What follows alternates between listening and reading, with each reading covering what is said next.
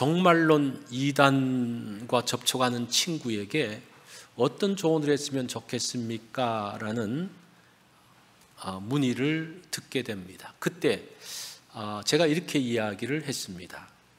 종말에 관심을 갖는 것이 신앙생활을 잘하기 위함인지 아니면 호기심 때문인지 둘 중에 무엇입니까? 그것을 한번 그 친구에게 점검을 해보라고 하십시오 라는 조언을 했습니다. 호기심으로 종말을 알려고 하는 것은 신앙의 바른 동기가 아닙니다. 그거는 신앙은 아니죠. 그리고 종말을 알면 신앙생활을 더 잘할 수 있지 않을까라고 하는데 그렇지 않습니다. 성경은 절대 그렇게 말하지 않습니다. 이 종말론자들은 사람들을 미혹할 때 두려움으로 미혹합니다. 이 종말은 두려움과 함께 가거든요. 그래서 그 사람들의 이야기를 들으면서 두려움이 내 마음 가운데 확 들어가면요, 그때부터 그 사람은 미혹됩니다. 정상적으로 신앙생활을 할 수가 없습니다. 우리가 이제까지 봤던 많은 시한부 종말론자들을 보면요, 결코 그들을 따르는 사람들이 결코 정상적인 신앙생활을 하지 않습니다. 굉장히 두려움 가운데 있으면서 뭔가 아무것도 하지 않고 그것에만 집중하는 것을 보게 됩니다. 사실은 성경은 그것을 말하지 않습니다. 성경에서는 시기와 때는 하나님만 아신다고 이야기를 해요. 종말의 시간을 알지 못합니다. 구체적인 시간을 알려고 하는 것은 이미 성경을 넘어서는 일입니다. 종말을 말할 때에 성경은 두 가지 비유를 말하는데 오늘 본문에서도 마찬가지인데 도둑 비유와 임신한 여인의 비유를 이야기합니다. 이렇게 말씀하지 않습니까? 도둑이 오는 것을 우리가 알 수 없다라는 겁니다. 여기서 중요한 것은 무엇인가 하니 도둑이 온다는 거예요. 근데 언제 오는지 모른다는 거예요. 이 말은 무슨 말인가 하니 종말이 와요. 근데 언제인지 모른다는 그 말입니다. 그 다음에 임신한 여인의 비유는 뭡니까? 임신한 여인이 이제 아이를 낳기 위해서 산통을 겪습니다. 이 여인이 아이를 낳는 것은 분명한 사실입니다. 그런데 언제 산통이 올지 모른다는 거예요. 그게 종말을 그대로 비유를 해보면 있지만, 종말이 분명히 있지만 그때 그 시기 구체적인 것은 알 수 없다는 것이 지금 종말에 대한 비유를 하는 특징인 것을 볼 수가 있습니다. 일반적으로 종말을 두 가지로, 두 부류로 나눌 수가 있습니다. 전체적인 종말이 있는가 하면 개인적인 종말이 있습니다. 시작이 있으면 마지막이 있듯이 종말은 반드시 있습니다. 뿐만 아니라 전체적인 종말이 있기 전에 개인적인 종말이 있다는 거예요. 개인적인 종말이 뭡니까? 죽음이죠. 우리가 죽으면서 우리의 그 모든 삶은 끝나고 우리가 하나님 앞에 서게 된다는 겁니다. 그래서 이런 내가 언제 죽을 것인가 궁금해합니까? 궁금해하는 사람도 있을 수 있겠지만, 그리고 내가 언제 죽을지를 알려고 막 애쓰고 노력하고 막 계산하고 그럽니까? 그렇게 하지 않아요. 그거 아무런 유익이 없어요. 예를 들어서 한 달 후에 죽는다 그러면 여러분 마음이 어떻겠어요? 굉장히 즐겁겠습니까? 굉장히 그 스트레스를 감당할 수 없는 그 스트레스 가운데 있게 될 것입니다. 그것이 결코 유익하지 않다는 거예요. 이 종말이 있는데 그 종말이 언제다? 여러분 그걸 알면 어떻게 하겠습니까? 그것이 결코 우리에게 유익된 방향으로 나가는 것이 아니라는 겁니다. 데살로니가 교회에서도 이런 일들이 있었습니다. 4장 3절에 보면 자는 자들에 관하여는 이렇게 말하거든요. 이게 이제 죽은 사람에 대한 질문입니다. 그러면서 죽은 사람은 어떻게 됩니까? 라고 하면서 종말의 이야기로 넘어가게 됩니다. 그러면서 종말에 미혹되어져서 아무것도 하지 않는 사람들이 있었다는 겁니다. 야, 이제 예수님 오시면 할 게 뭐가 있어? 일할 거 뭐가 있어? 그냥 예수님 오시는 날 기다리면 되지. 그러면서 일도 하지 않는 자들이 있었다. 이렇게 말하잖아요. 그것이 잘못됐다는 말을 지금 하고 있는 거예요. 종말이라는 그 부분을 가지고 종말 때문에 내가 어떤 것을 하지 않는 것이 아니라 정상적인 신앙생활 가운데서 종말을 맞이할 것을 말씀하고 있습니다. 그래서 바울은 데살로니가 전서와 후서에서 종말에 대해서 명확하게 말씀을 하고 있습니다. 바울은 마지막 날에 두 부류의 사람이 있다라고 말합니다. 오늘 본문을 보면요, 너희와 그들이 구분되어집니다. 너희는 누굽니까? 신앙인들이죠. 그죠? 2인칭, 너희, 데살로니가 성도지. 그들은 누굽니까? 3인칭. 그 사람들은 성도의 바깥에 있는 세상 사람들을 이야기합니다. 잘 보십시오. 그들이 평안하다 안전하다 할 그때에 임신한 여자에게 해산의 고통이 이름과 같이 멸망이 갑자기 그들에게 이르느니 결코 피하지 못하리라. 형제들아, 너희는 어둠에 있지 아니하며 그날이 도둑같이 너희에게 임하지 못하리라. 그들은 믿지 않는 사람이죠. 그들에게는 종말이 갑자기 임하면서 멸망의 자리로 들어간다고 말합니다. 그게 종말의 특징이에요. 그들 준비되지 않은 사람들에게는 갑자기 임하는 것처럼 보여지고 갑자기 임하게 되어지는 거죠. 그리고 그날은 멸망의 날이 될 거라고 합니다. 그런데 너희는, 믿는 사람들은 도둑같이 임하지 않는다는 거예요. 이미 그것들을 알기 때문에, 예측하기 때문에 준비가 되어졌다는 겁니다. 그래서 그날은 멸망의 날이 아니라 구원의 날이라고 말하고 있습니다. 그런데 문제는 종말을 말하면서 그들과 너희를 구분하지 않고 그들에게 할 말을 너희에게 하다 보니까 우리가 혼돈되는 거예요. 우리는 그 마지막 종말의 날은 구원의 날이고 우리의 모든 억울함과 그 모든 것들이 풀어지는 날인데 그것을 말해주지 않고 믿는 사람들에게 종말의 무서움, 믿지 않는 사람들이 어떻게 당할 것인가를 이야기하니까 혼돈되기 시작하는 거예요. 굉장히 그 종말에 대한 두려움이 생기는 거예요. 이 문제를 바울은 지금 구분하고 있습니다. 또 종말에 대한 지식이 성경이 아니라 영화나 소설에서부터 많이 왔습니다. 타임머신이라는 그런 소설, 1884년 그런 소설들을 통해서 그때가 되면 어떤 일들이 벌어질 것이다. 영화 아마겟돈, 해성이 부딪히면서 지구가 어떻게 멸망한다. 핵전쟁으로 이게 끝났는데 이 지구가 멸망하는데 그래도 살아남을 수 있는 지역이 저 호주에 어디가 있더라.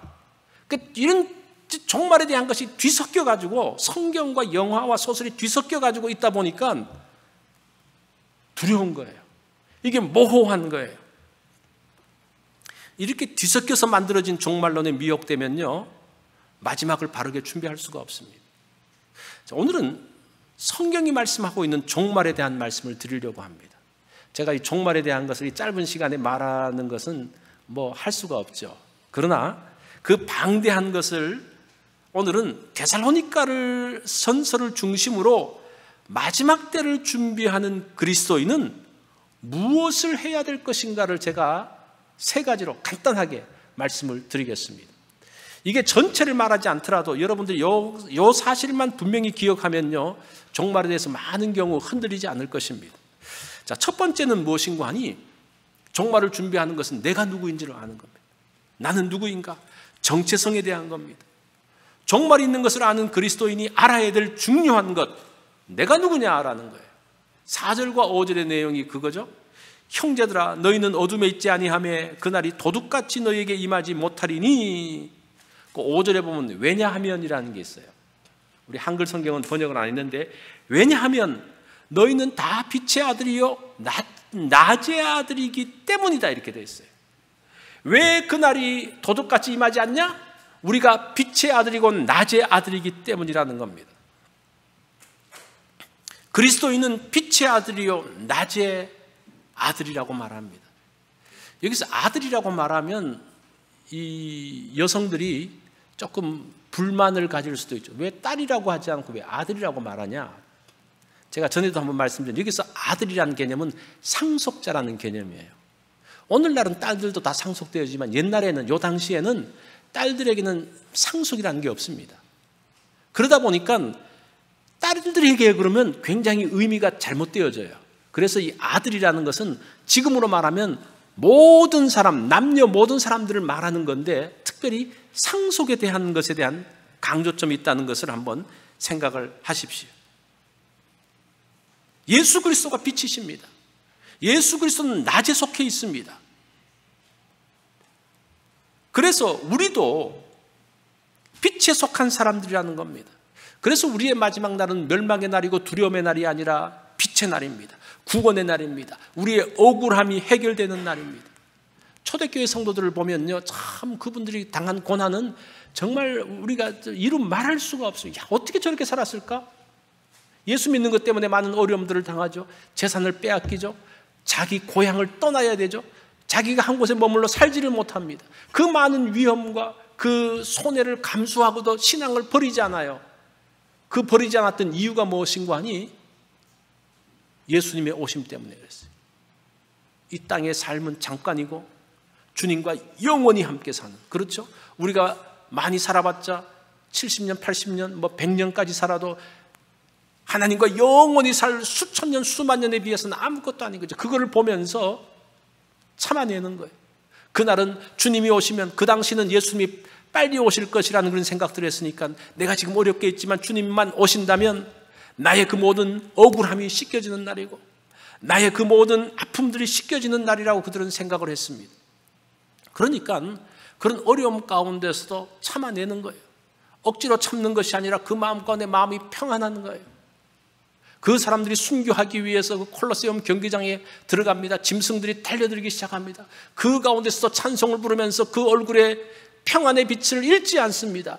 그 구경하는 사람들이 충격을 받는 거예요. 도대체 저 사람들은 누구냐? 충격을 받는 거예요. 이게 종말을 믿는다는 것이 이처럼 무서운 겁니다. 얼마나 강력한 것인지 몰라요. 나의 그 모든 억울함과 모든 손해와 그 모든 것들을 능히 감당해낼 수 있는 힘이 이 종말 가운데 있는 것을 보게 됩니다. 내가 누군지 알기 때문에 그런 거예요. 내가 누군지로 알고 내가 빛의 아들이고 낮의 아들이기 때문에 주님이 오시는 그날 모든 상황들이 바뀌어질 것을 알기 때문에 그 믿음으로 나가는 것을 볼 수가 있습니다. 지금도 마찬가지죠. 세상에 믿지 않는 사람들은 예수 믿는 사람을 이해하지 못할 때가 있어요. 저 사람들은 왜 저렇게 하지? 왜 저렇게 교회에 목을 메고 있지? 왜 저렇게 성경 말씀대로 살려고 하지? 이해가 되지 않는 거예요. 그것은 다르기 때문에 그래요. 그들과 너희가 다르기 때문에 그 삶의 방식이 달라질 수밖에 없다는 겁니다. 우리가 종말을 준비하면서 사는 사람들의 첫 번째가 무엇인가 하니 내가 누군지 아는 겁니다. 나의 정체성. 우리 정체성이 뭐예요? 빛의 아들이고 낮의 아들이라는 겁니다. 자, 두 번째는 공동체가 함께 하는 겁니다. 이거는 제가 마지막에 해야 될 부분인데 제가 조금 땡겨서 두 번째로 제가 올렸습니다. 마지막 때의 준비는 혼자 하는 게 아닙니다. 함께 해야 됩니다. 11절을 보면요, 다 같이 한번 읽어볼까요? 시작. 그러므로 피차 권면하고 서로 덕을 세우기를 너희가 하는 것 같이 하라. 서로 덕을 세우라고 말합니다. 이 덕을 세운다는 말이 좋은 말을 하고 이 덕을 세우고 좋게 해야지 그런 뜻이 아니에요. 이 덕을 세운다는 말은 집을 짓는다는 그런 말이에요. 한 사람 한 사람이 쌓여져서 건물을 만들어가는, 여러분 한 사람 한 사람이 다 같이 쌓여져서 이 건물이 만들어지는 겁니다. 각 사람이 같은 신앙으로 한 공동체를 만들라는 겁니다. 이게 이제 가정과 아주 비슷해요. 가족은 한 사람도 포기할 수가 없습니다. 어떤 경우에 저거 그냥 호적에서 파네 그렇게 말하는데 이게 파집니까? 안 파져요. 그러니까 그 사람들이 그렇게 있는 거예요. 그냥 그런 상태에서 그냥 아파하며 있는 거예요. 왜냐하면 한 구성원이기 때문에, 함께 지금 집을 만들어졌기 때문에 그 한 사람이 아프면요 전체가 다 아파요. 지금 그 말을 하고 있는 거예요. 서로 덕을 세운다는 말이 그 말이에요. 지금 이렇게 함께 쌓여졌다는 겁니다. 우리는 떨어질 수 없는 존재라는 거예요. 한 사람이 아프고 한 사람이 힘들고 그러면 그것 때문에 전체의 공동체가 힘들고 아파하는 거, 그게 교회라는 거예요. 그게 덕을 세우는 거라는 겁니다. 그게 마지막 때에 준비하며 살아야 될 것이라는 겁니다. 우리 가끔 그런 말 하잖아요. 우리는 천국까지 같이 갈 사람이기 때문에 잘하자고. 이 지금 그 말이에요. 그 말. 우리 지금 여기서 끝날 사람들이 아닙니다. 우리끼리 살면서 불편한 사람들 있잖아요. 어색한 사람들 있잖아요. 그만두고 싶은 사람들 있잖아요. 그거 빨리 풀지 않으면 천국 가서까지 골칫거리가 되는 거예요. 천국 가서도 그렇게 살고 싶습니까? 그러니까 빨리 해결해야 돼요. 빨리. 그거 해결하지 않고 그냥 붙들고 있다가 천국까지 같이 가면 그것처럼 아주 곤란한, 물론 천국 가서 그런 불완전한 건 없겠지만 어쨌든 그 우리의 마음은 그렇게 온전한 공동체로서 지금뿐만 아니라 천국까지 영원히 함께 살 사람들, 끊어질 수 없는 사람들. 그래서 우리 잘 살아야 돼요. 지금 우리끼리 잘 살아야 된다고요. 이게 보통 일이 아닌 겁니다. 같이 신앙생활하는 게 보통 일이 아닙니다. 이게 뭡니까? 마지막 날을 준비하는 사람은 함께 준비해야 된다는 거예요. 함께. 자, 마지막 세 번째, 제가 여기에 조금 강조점을 두려고 합니다. 깨어있는 삶을 살라는 겁니다. 마지막 종말을 준비하는 사람은 깨어 있어야 된다고 말합니다. 6절을 보니까요, 그러므로 우리는 다른 이들과 같이 자지 말고 오직 깨어 정신을 차릴지라. 여기서 깨어 있다는 말이 무슨 말이냐? 그 원문을 보니까요, 지키다, 경계하다라는 뜻이더라고요. 깨어 있으라는 말이 잠자지 말라는 게 아니라 지키는 거예요. 지켜보는 거예요. 경계하는 거예요. 이것은 군대적인 개념이죠. 이 군인들 가운데 이런 말이 있습니다. 작전에 실패한 군인은 용서가 되어도 경계에 실패한 군인은 용서되지 않는다. 우리가 적을 공격하기 위해서 작전을 세워요. 이 작전은 성공할 수도 있고 실패할 수도 있어요.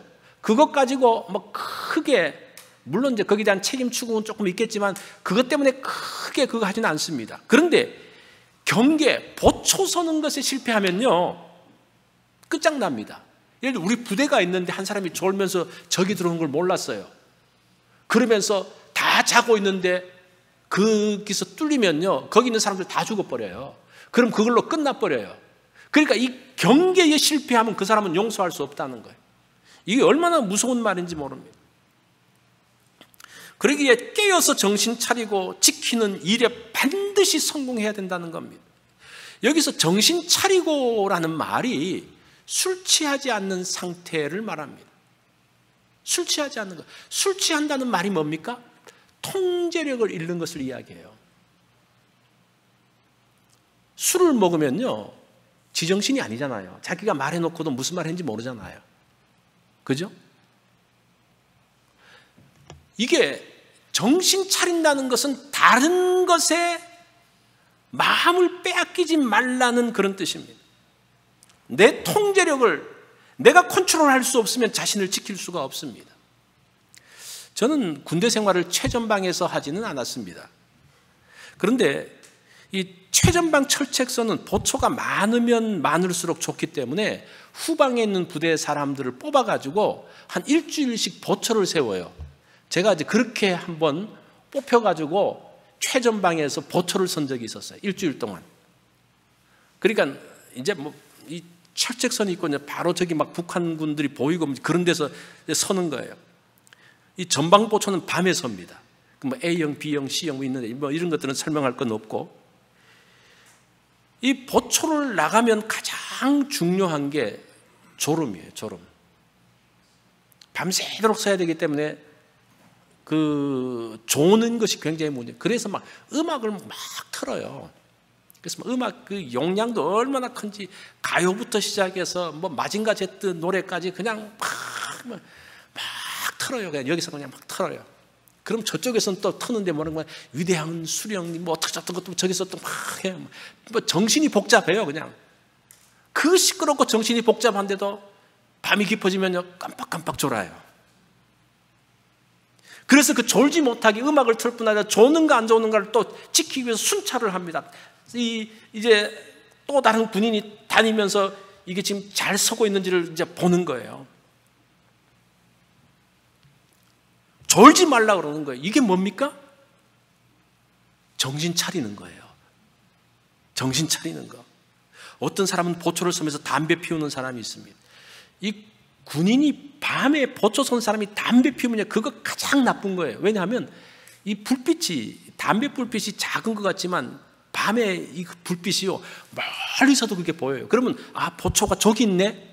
이거 보초가 어디 서 있는지 알려주면 안 되거든요. 그러면 문제가 생긴다고요. 왜 담배를 피웁니까? 니코틴 중독을 참지 못해서, 그 욕구를 참지 못해서 통제력을 잃게 되어지는 거예요. 그게 정신 차리지 않는 거예요. 이해가 되십니까? 우리가 술 취하지 말라라는 것이 술만 취하지 말라는 것이 아니라 우리를 정신 차리지 못하게 하는 것, 우리가 경계를 서는데 그 모든 것을 지켜야 되는데 지키지 못해서 우리의 마음을 빼앗는 모든 것이 다 포함된다는 겁니다. 왜 졸지 못하게 하고 왜 담배를 피우지 못하게 합니까? 그것이 나의 생명을 지키고 나의 동료들을 지키기 때문입니다. 이 깨어있다는 것이 이토록 심각한 일이에요. 그래서 바울이 마지막 때를 사는 사람들에게, 종말을 준비하는 사람들에게 이렇게 깨어있으라고 이야기를 합니다. 7절을 보면요, 자는 자들은 밤에 자고 취하는 자들은 밤에 취하는데, 여기서 취하다라는 단어 역시 에베소 5장 18절에 보면 술 취하지 말라는 단어하고 똑같은 단어예요. 취하지 말라. 여기는 어디에 취합니까? 밤에 취해요. 이 밤이 뭡니까? 어둠의 세력들이에요. 악한 세력들이에요. 범죄의 세력들이에요. 우리의 마음을 빼앗는 것들입니다. 밤의 내용은 다 다를 수 있어요. 사람에 따라 다 달라요. 어떤 사람은 욕심, 그 욕심 때문에 끌려가면서 거기 취해가지고 다른 것들을 못 보는 경우가 있어요. 중독에 대한 것도 있겠죠. 약물 중독도 있고 도박 중독도 있고 뭐 여러 가지 중독들이 그 가운데 걸려 들어가면 정신 차리지 못해요. 취해버립니다. 거기에 취하면 정신 차릴 수가 없습니다. 어떤 과도한 일에 집착할 수도 있어요. 이게 나쁜 일은 아닌데 너무 거기에 집착을 하면 그것은 문제가 생길 수가 있어요. 아무리 좋은 거지만 거기에 집착을 해버리면 문제가 생길 수 있어요. 이 모든 것들로부터 우리를 집착하게 하고 우리를 취하게 만드는 것들로부터 나를 지키라고 말합니다. 이것들에서 나의 마음을 지키지 못하면요, 나의 삶이나 가정에 문제가 생길 수 있습니다. 지금 그 말씀을 하고 있는 거예요. 자, 이런 것들에서 그러면 어떻게 지켜야 되는가? 그게 8절에 나옵니다. 우리 같이 한번 읽어볼까요? 시작. 우리는 낮에 속하였으니 정신 차리고 믿음과 사랑의 호심경을 붙이고 구원의 소망의 투구를 쓰자. 정신 차리고, 이것도 똑같이 술 취하지 말라는 것 똑같은 단어예요. 다른 것에 마음을 빼앗기지 않기 위해서 호심경을 붙인다는데, 호심경은 옛날에 구원의 흉배라고 옛날은 번역을 했댔어요. 호심경은 무엇인가니 요즘으로 말하면 방탄조끼라고 생각하면 돼요. 방탄조끼. 총을 쏘잖아요. 그러면 이 총에서 중요한 심장이라든지 중요 장기들을 보호하기 위해서 이렇게 가슴에 이렇게 딱 이 방탄조끼를 착용합니다. 그러면 총에 맞아도 이게 뚫지를 못해요. 이제 그 말이에요. 그런데 우리의 방탄조끼는 뭐라는 겁니까? 무엇이 방탄조끼라는 겁니까? 믿음과 사랑이 방탄조끼라는 거예요.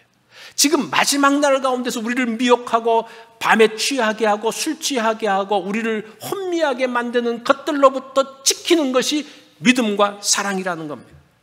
이 믿음과 사랑이 보통이 아니에요. 우리를 지켜주는 거예요. 에베소 6장 14절에 보면 의의 흉배를 붙인다라고 이야기해요. 의의 효심경을 붙인다고 말합니다. 이것을 에베소 6장 14절과 연결시켜 보면요, 믿음과 사랑 가운데 있는 것이 의로운 생활이다라는 그런 뜻이에요. 이해가 되십니까? 에베소서에서는 그것이 의라고 이야기하는데 데살로니가 전서에는 그 의가 뭐냐? 믿음과 사랑이라는 겁니다. 믿음과 사랑을 행하는 사람은 의로운 사람이라는 거예요. 의로운 사람은 여러 가지 미혹에서부터 자기를 지켜낼 수 있다는 겁니다. 우리의 마음을 빼앗는 것에서부터 나를 지키는 것이 믿음이라는 겁니다. 그렇죠. 우리가 뭘 믿고 있느냐? 그것을 믿고 있으면, 그 믿음 가운데 있으면요, 우리가 흔들리지 않아요. 위로는 하나님을 믿고 사랑하고 아래로는 그리스도 안에 형제 자매들을 믿고 사랑하는 것, 믿음이 여러분들을 지켜줍니다. 사랑할 때에 여러분들을 보호해 줍니다. 이게 우리가 뭘 주는 것이 아니라 오히려 그것이 우리를 지키는 것이라는 겁니다. 그 다음에 구원의 소망의 투구를 쓰라고 이야기합니다. 이 머리를 지키는 것이 투구인데 요즘으로 말하면 방탄모자. 이 군인들이 그 헬멧을 쓰는데 이 헬멧이 굉장히 중요해요. 이거 안 쓰면요, 큰 문제가 생깁니다. 이 총에 맞으면 그냥 그대로 즉사하죠. 그래서 이게 헬멧이 있으면 바로 탁 날아오는 것은, 요즘은 뭐 좀 더 방탄 그게 좋아서 그런지 옛날에는 그 철모로 된 것은, 이 철모가 돼 있으면 철모 끈을 고정을 안 해요. 이 철모를 풀어 놓습니다. 그럼 총이 탁 맞으면, 이 투구에 탁 맞으면 이게 철모가 빙가르르 돌면서 총알로부터 보호해 줍니다. 근데 직통으로 맞으면 이 철모도 뚫어져요. 요즘은 좀 더 좋아졌겠지만, 어쨌든 우리에게 중요한 것은 심장하고 머리예요.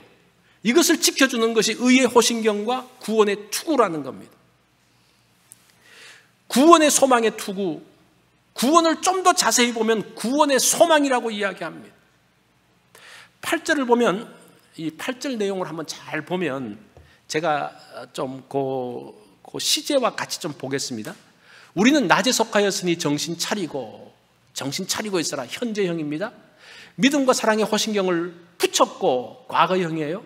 구원의 소망의 투구를 썼다, 과거형. 이게 무슨 말인 거 아니? 이미 우리는 믿음과 사랑의 호신경을 붙이고 있고 구원의 소망을 쓰고 있기 때문에 정신 차리면서 살아야 된다는 겁니다. 우리가 이미 우리의 미래는 문제 없어요. 구원에 대한 부분에서는 문제가 없어요. 이미 우리의 구원은 끝났어요. 다 준비됐어요. 그러면 그렇게 되어진 사람이 어떻게 살아야 될 것인가? 정신 차리며 살아야 된다는 것을 지금 이야기하고 있는 겁니다. 이것이 깨어있는 삶이고 낮의 사람, 빛의 사람으로 살아가는 것입니다.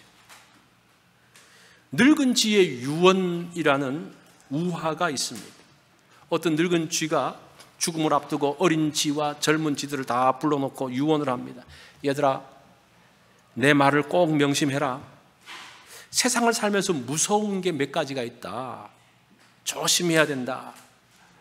그러면서 첫 번째, 고양이를 조심해라. 그런데 이 고양이는 잘 피해 다니면 괜찮단다.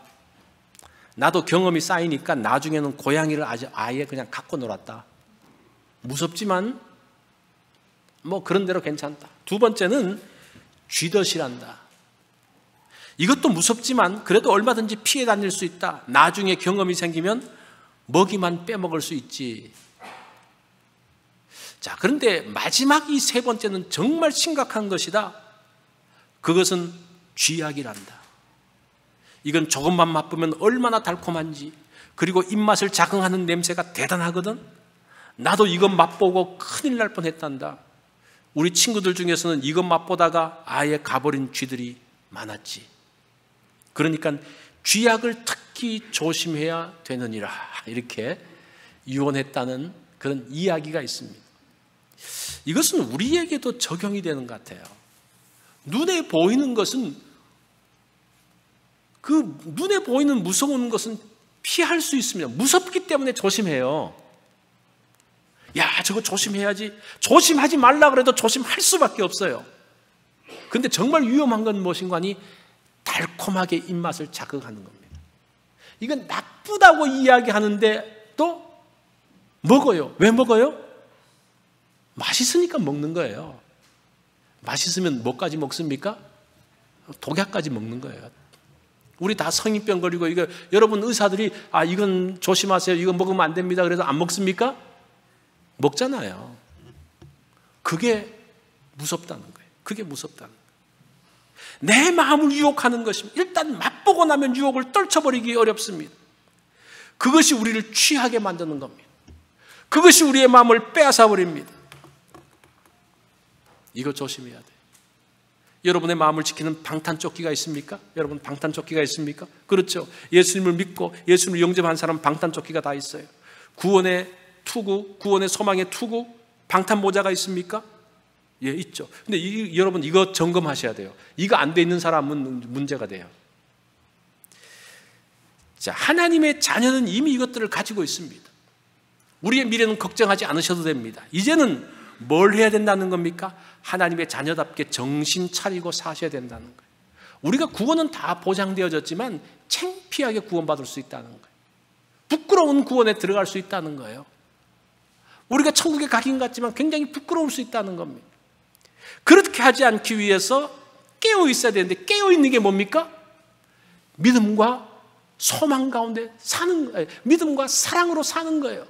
그 다음에 구원의 소망 가운데 사는 거예요. 이게 고린도전서에서 뭐라고 말합니까? 믿음, 소망, 사랑. 이 세 가지가 데살로니가전서와 에베소서와 그 고린도전서가 같이 돌아가고 있는 것들을 볼 수가 있습니다. 이것이 마지막 때의 두려움이 아닌 평안과 기쁨으로 사는 그리스도인의 모습이라는 겁니다. 종말은 있죠. 분명히 있습니다. 그러나 그때에 대해서는 알려고 하지 마십시오. 예수님도 모른다고 그러셨고 성경도 알지 말라 그랬어요. 그거 알려고 하다가 문제 생긴 사람들이 많아요. 성경이 가는 데까지만 가는 게 중요합니다. 그러나 분명히 있습니다. 분명히 있기 때문에 준비를 해야 되는 거예요. 그래서 오늘 우리가 이 말씀들을 기억을 하면서 그 마지막 종말에 대해서, 그 종말은 어떤 날이다? 우리에겐 구원의 날이고 억울함을 푸는 날이고 드디어 우리가 날아오를 수 있는 날입니다. 정말 복된 날이에요. 두려움의 날이 아닙니다. 우리가 그날을 생각하면서 우리가 어떻게 살아야 될 것인가? 정신 차리며 살아야 된다는 거예요. 깨어서 경계하면서 살아야 된다는 겁니다. 오늘 여러분들 이 종말에 대한 것들을 생각하면서 이것만 알아도 여러분들이 종말을 준비하는데 문제가 없습니다. 그렇게 함으로 인해서 여러분들의 마음을 지키는, 우리의 가정과 우리의 공동체를 지키는 여러분들이 되어지기를 바랍니다. 기도하겠습니다.